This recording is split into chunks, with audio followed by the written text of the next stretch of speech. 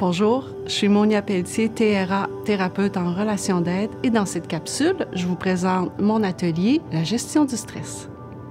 Avez-vous remarqué qu'on vit à une époque où les facteurs de stress sont multiples et surviennent fréquemment, souvent de façon répétitive?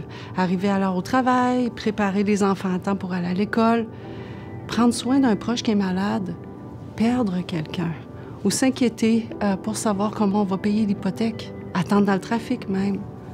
Je sais pas pour vous, là, mais dans ces moments-là, moi, je peux me sentir dépassée par la situation et c'est normal. Parce que quand ça arrive, notre cerveau réagit afin de supporter le corps dans son adaptation.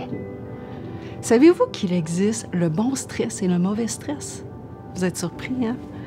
Les études en neurosciences l'ont démontré, le stress favorise la performance, la mémoire, en plus d'augmenter la vigilance et l'attention.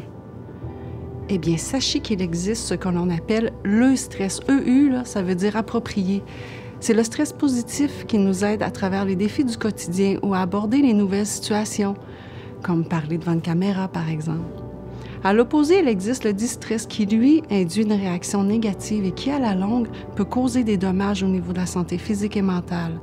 L'affaire dans tout ça, c'est que le cerveau ne fait pas la différence entre le stress et le distress. Eh bien, vous allez être soulagé d'apprendre qu'il y a différentes façons d'accueillir les aléas du quotidien et de la vie de façon à nourrir le stress, c'est-à-dire le stress qui est approprié et qui aide, entre autres, à la résolution de problèmes, bref, à la créativité. Finalement, là, c'est nous qui avons le pouvoir. En participant à mon atelier, je vous aiderai à comprendre le stress, les sources et les types de stress et leurs effets sur le corps et le cerveau. Ensemble, on va expérimenter des outils tout simples pour apprendre à entraîner notre cerveau à aborder les situations dites stressantes, étape par étape, à apprendre à créer le stress, soit le bon stress. Comme je le disais tantôt, c'est nous qui avons le pouvoir là-dedans, pas le stress. Vous serez surpris à quel point c'est facile de changer notre façon de vivre les situations dites stressantes en entraînant notre cerveau pour arriver à se sentir en harmonie et en phase avec les événements du quotidien, même les plus inattendus.